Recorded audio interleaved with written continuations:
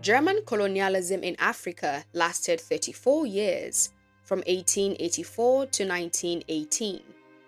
The formal establishment of German colonies in Africa began in the late 19th century during Otto von Bismarck's chancellorship in the early 1870s. Bismarck initially resisted the call for a colonial empire until the onset of the scramble for Africa in 1884. Seizing the opportunity, Germany claimed the significant uncolonized portions of Africa, ultimately constructing the world's third largest colonial empire, trailing only behind the British and the French. This German colonial venture stretched across various African nations, including present-day Burundi, Rwanda, Tanzania, Namibia, Cameroon, Gabon, Congo, Central African Republic, Chad, Nigeria, Togo, and Ghana. However, Germany colonized 6 African countries. They are Namibia, Burundi, Rwanda, Tanzania, Togo, and Cameroon until November 1918. With the outbreak of World War I in 1914, German colonies in Africa became theaters of conflict. British, Belgian, French, and South African forces, along with local resistance, sought to seize German-held territories and gradually occupied and took control of German colonies in Africa. The German surrender on November 11, 1918, marked the end of Germany's colonialism in Africa.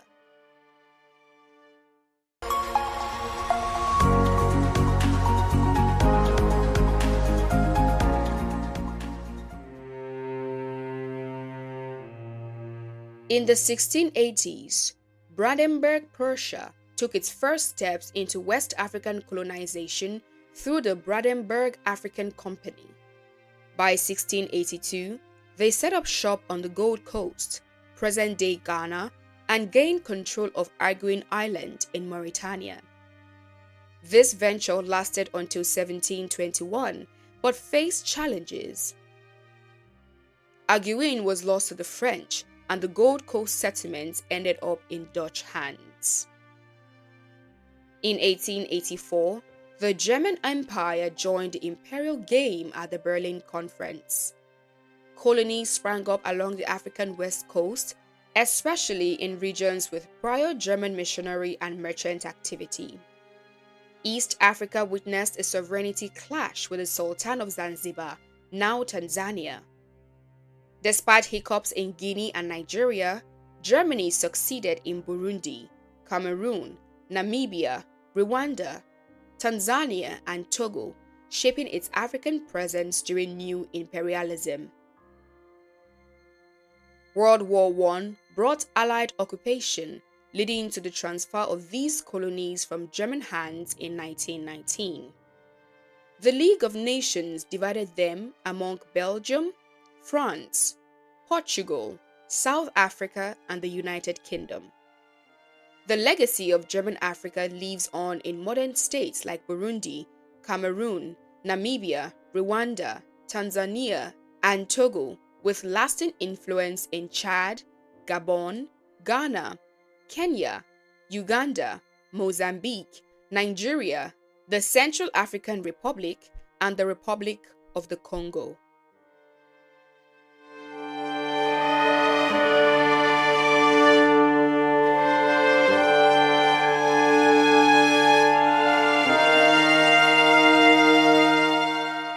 In February 1885, under the leadership of Imperial Chancellor Otto von Bismarck, Germany embarked on the creation of a colony in East Africa.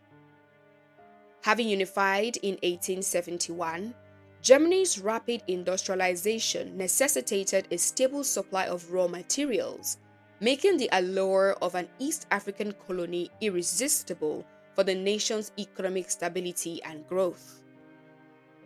Bismarck's suspicions of France and Great Britain's intentions in Africa fueled his determination to establish a German presence in East Africa.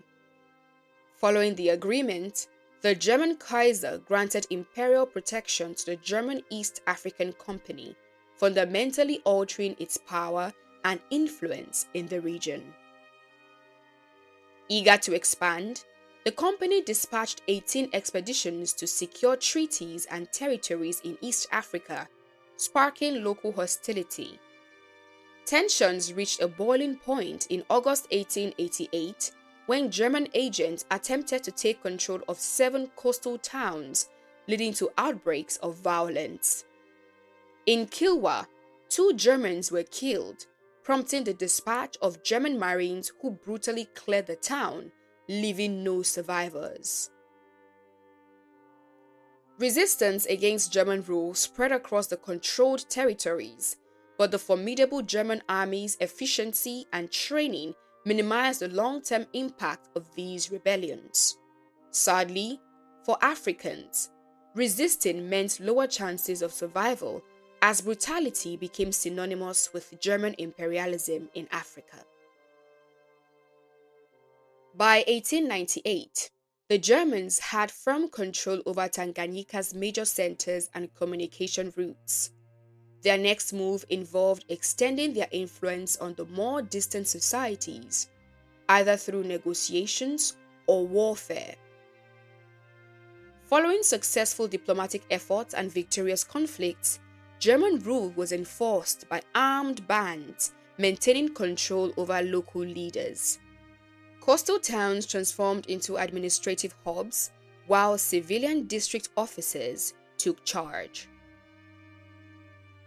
Inland, administration extended from strategic garrisons, transitioning more gradually to civilian hands. By 1914, Tanganyika comprised 22 administrative districts, with only 2 still under military rule. The defining feature of German governance was the authority of the district officer, owing to limited communication. Orders from the capital took months to reach remote areas, and senior officials visited stations only once a decade. The district officer held unchecked power over the natives, as legislation outlined punishment but left offenses open-ended. German rule in East Africa rested solely on force, evoking great terror under the rule of their officials.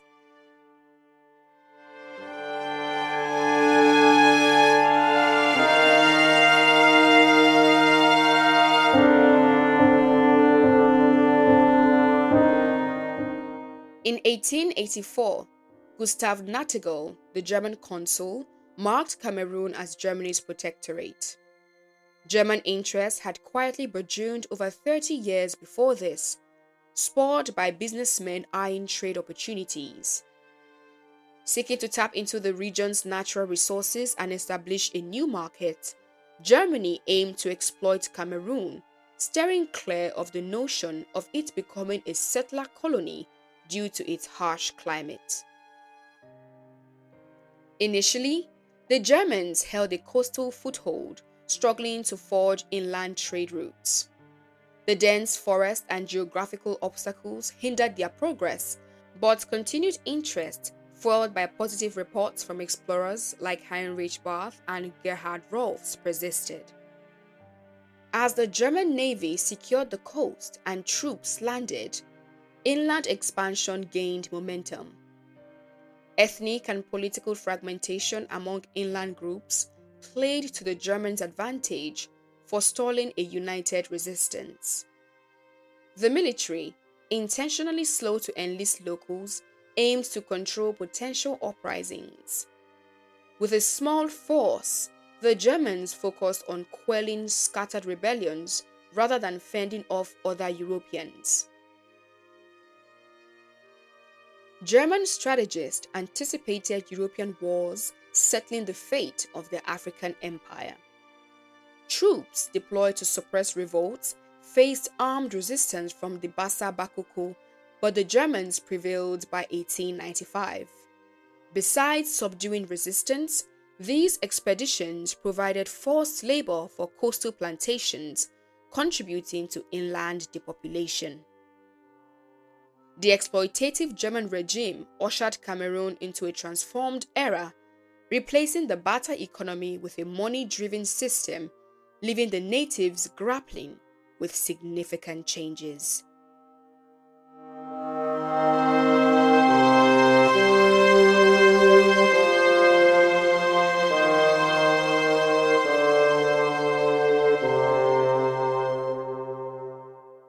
In February 1884, German control of Togoland began with the dramatic kidnapping of chiefs in Naneho by German soldiers. Negotiations unfolded aboard the German warship Sophie, marking the initiation of a 30-year occupation. To legitimize control, Germany signed treaties with Great Britain, earning Togoland a reputation as a model colony among European imperialists due to balanced budgets and infrastructure development.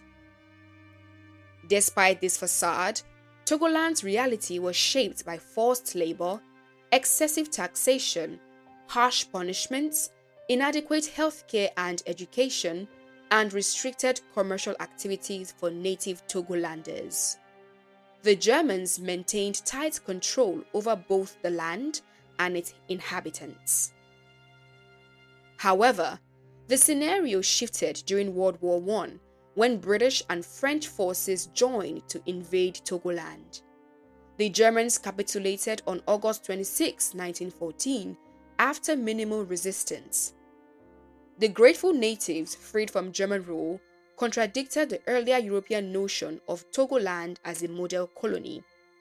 Yet, some Germans contended that the territories they once governed suffered economic ruin post-expulsion. The Allied German discord over colonial matters lingered until the outbreak of World War II in 1939.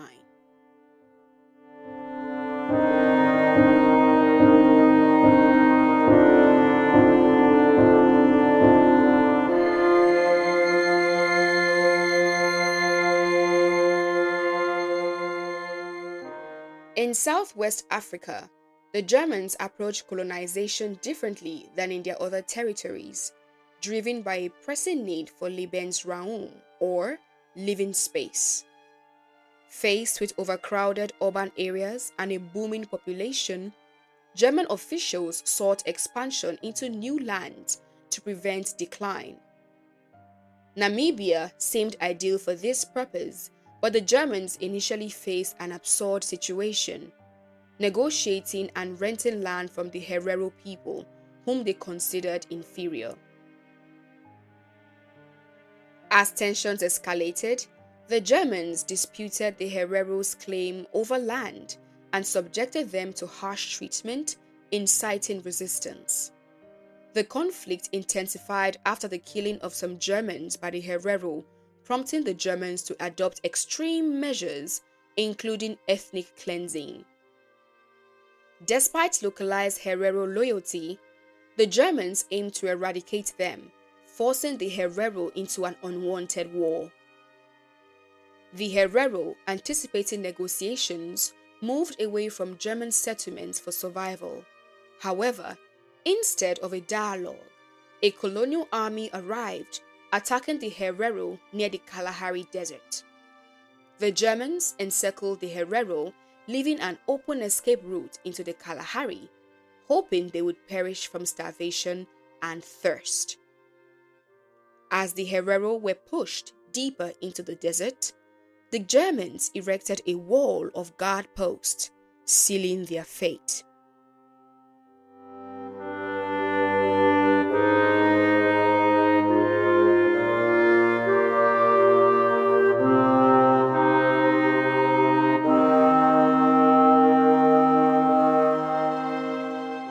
Even before the ink dried on the Treaty of Versailles, the Entente powers, Great Britain, France, and Japan, had a firm grip on German colonies in Africa and Asia since 1915, leaving only East Africa untouched. Secret deals between Great Britain and France had already divvied up German territory, and the treaty simply formalized what was already in motion. The document solidified that Germany had relinquished all overseas territories to the Allied and associated powers. Post-World War I, Germany not only lost land, but also crucial commercial positions, spheres of influence, and dreams of imperial expansion. The Treaty of Versailles inflicted a severe blow, leaving Germany desperate to reclaim its overseas empire. The Germans perceived the loss of their colonies as unjust, emphasizing their economic dependence on these territories. Frustration over territorial dispossession and the hefty reparations directly fueled German resentment, laying the groundwork for the eruption of World War II. Here are 10 key facts about German colonialism in Africa.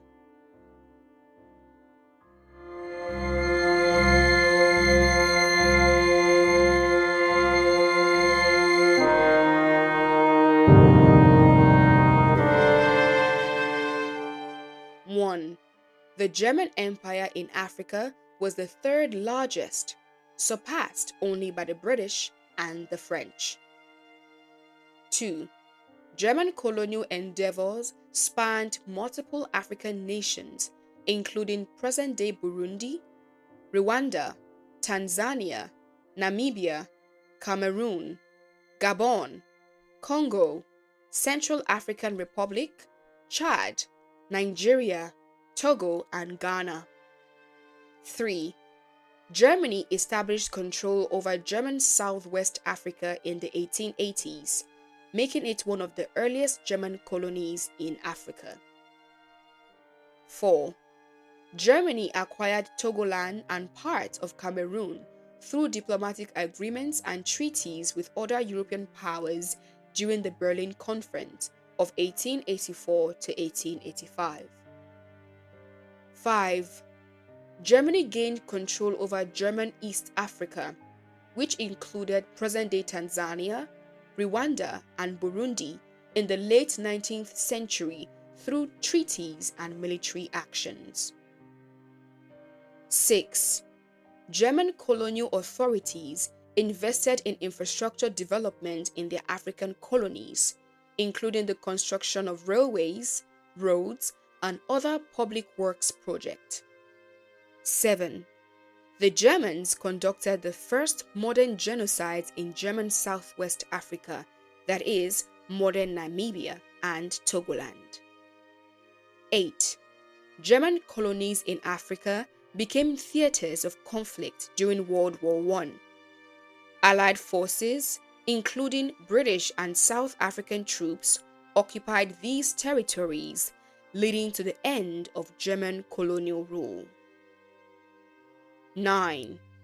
After World War I, the League of Nations granted mandates for the administration of former German colonies to various Allied powers, leading to the transfer of control from Germany to other colonial administrations. 10. Namibia stands out as the African country with the most significant German influence. Justice administration in German colonies was biased, permitting degrading practices such as corporal punishment and frequent arbitrary executions.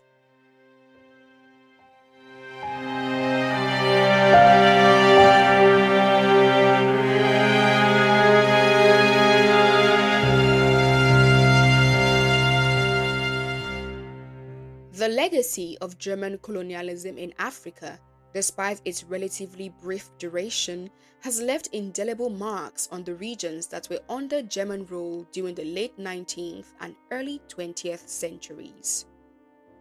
Several aspects of this legacy continue to influence the political, social, and cultural landscapes of these nations. One notable facet about the German colonial legacy is the impact on indigenous communities, particularly exemplified by the Herero and Nama genocide in German Southwest Africa, that is, modern-day Namibia, between 1904 and 1908.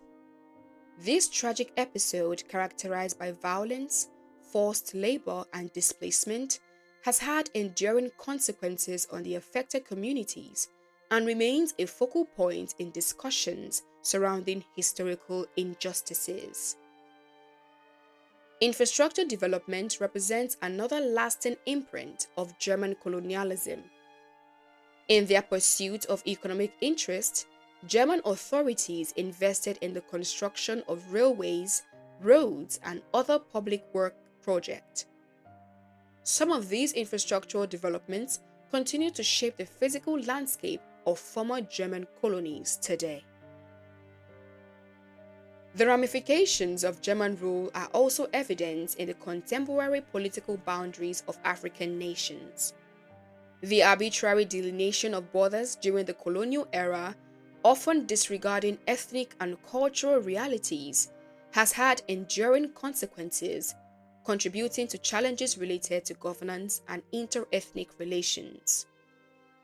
Culturally, the German colonial period introduced European languages, administrative structures, and educational systems that persist in some form in the post-colonial context. While these elements have transformed, they remain integral to the cultural fabric of the affected nations. Despite the brevity of German colonialism in Africa, the legacy includes both positive and deeply troubling aspects. Acknowledging this complex historical past is crucial for understanding contemporary challenges and fostering reconciliation, as well as for appreciating the resilience and agency of the communities that navigated the consequences of German colonialism in Africa.